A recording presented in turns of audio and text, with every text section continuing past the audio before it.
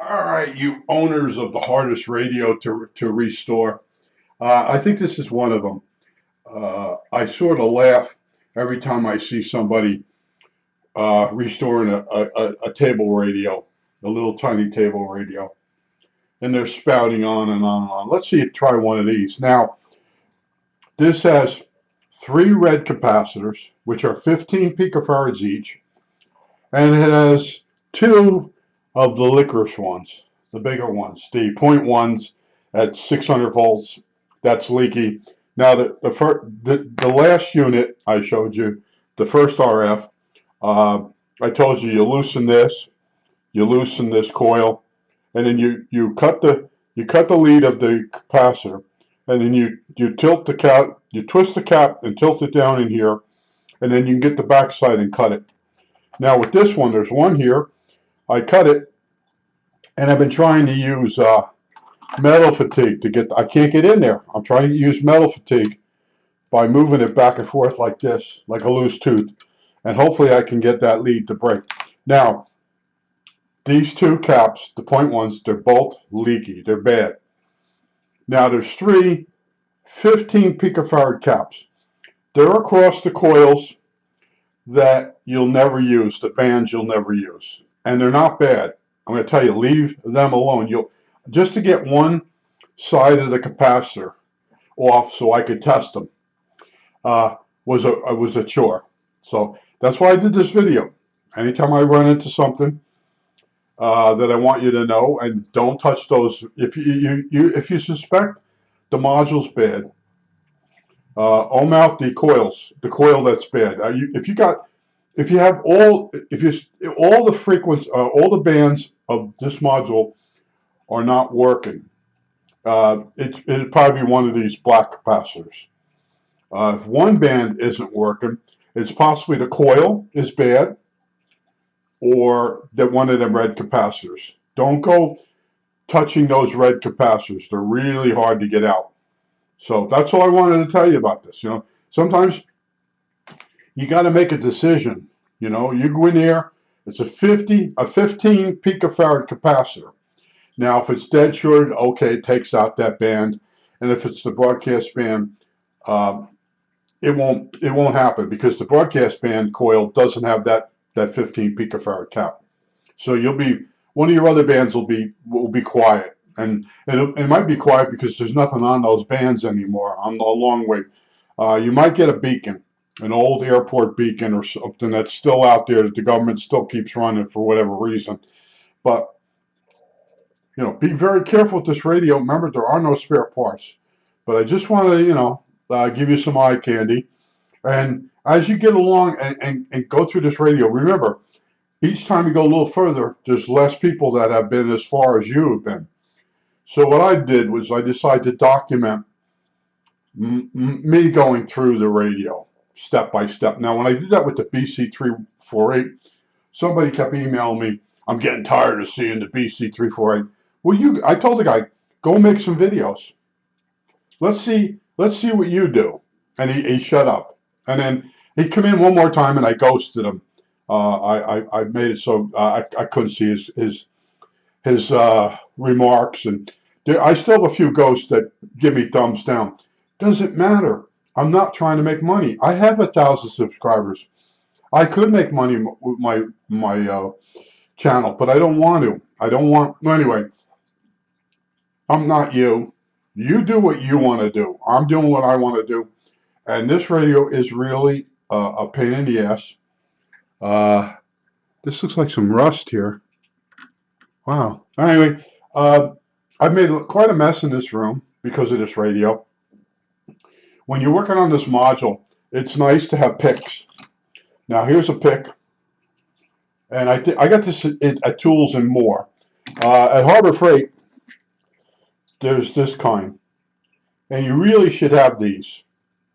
In the case of like this terminal down at the bottom, you go down there and lift it, pull it up away from the chassis. So when you solder your capacitor to that bottom lug, it won't ground out on you. That's the worst thing that can happen to you. You put a part in that's no good, like I had happen, but I caught it. Or you solder a wire in the wrong place, or something shorting out because you left the lead too long, or a blob of solder, or a blob of solder fell off the connection and fell down into something else. I had a radio one time, a BC348. The dial wouldn't go back and forth. And I kept looking at the gears, and finally I spotted it. And someone had dropped a piece of lead from soldering iron and got it in the teeth. So I saw that the lead was 3 teeth from getting out, and I kept working it back and forth, but in that direction. And I got that out, and that boy, that radio was very smooth tuning after that. And then one time I had a radio had staples in it. It must have been in the workshop nearby, and someone was, the staples that you click and or pull off something, and it had a bunch of staples down in it. I've gone through everything, and I told you my last radio would be the last one. And then I found that if I don't work on a radio, I don't sleep good at night. Well, with this one, this isn't helping. All right, I sleep, but it's not helping. Let's just put it that way. There's too many things going on in the world that are eating at me, and if I stay working in a radio,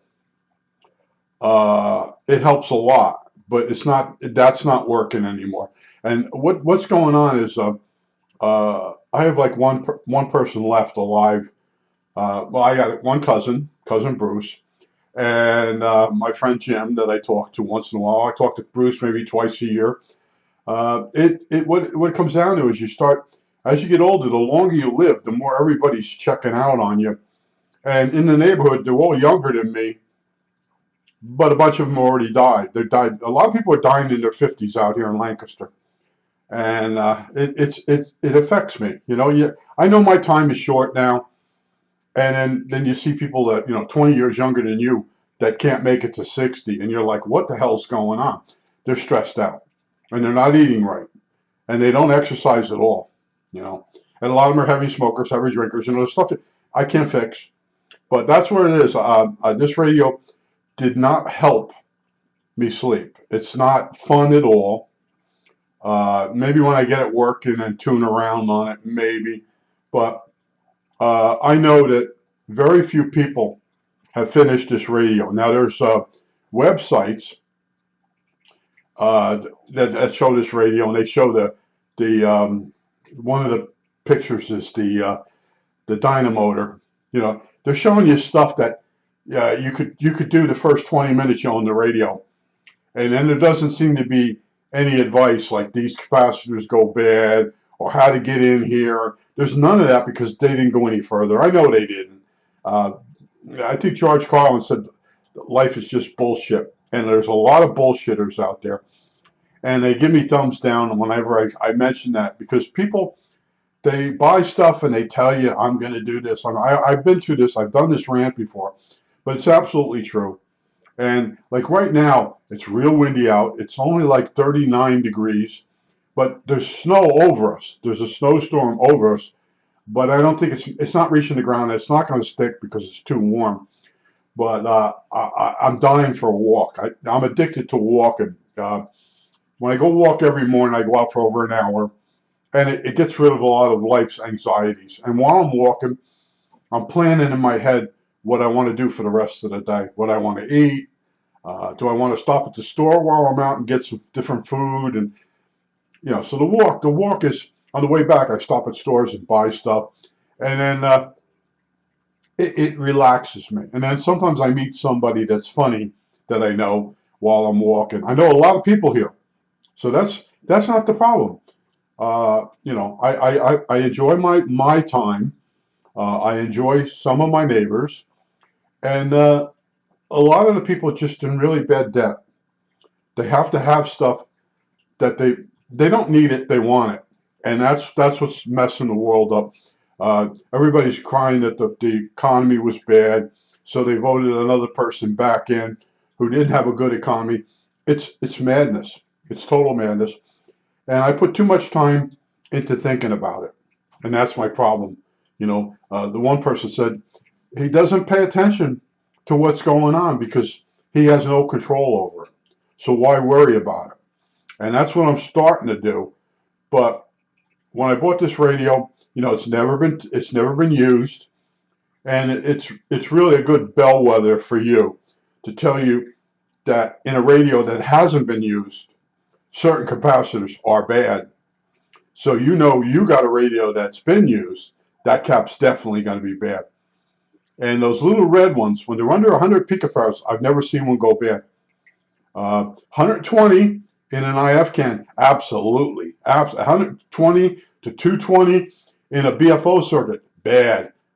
So there's certain ways they make the cap when it's the same size package, and when it's a lower amount of picofarads, it's not bad because I guess there's extra space in there. They don't wrap it too tight or whatever happens with them. But I just want to show you, this is the second RF unit out.